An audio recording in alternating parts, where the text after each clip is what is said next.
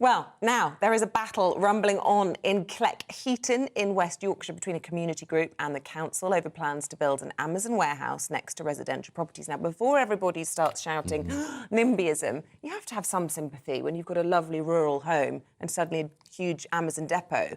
I mean, it's so dismissive to call people NIMBYs, but I do think there's a legitimate reason to be upset about something like that. It would affect the value of your home, the quality of your life.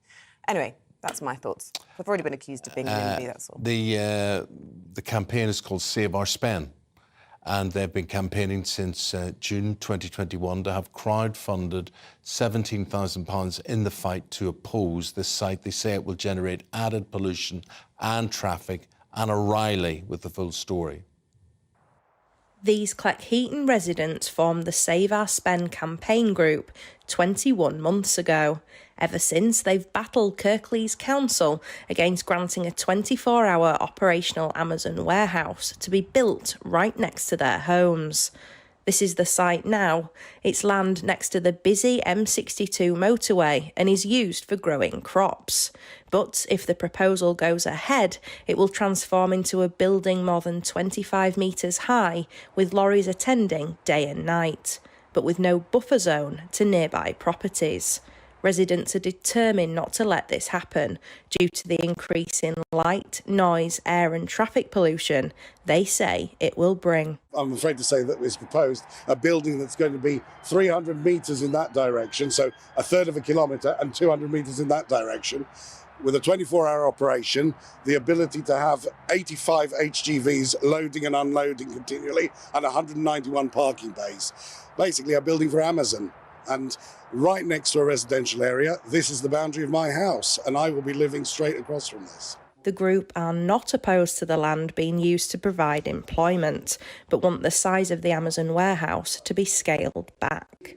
Anyone wanting to, who's built a house, have a family here, is not going to be too happy with having something of this nature next to their property. There's no two ways about it.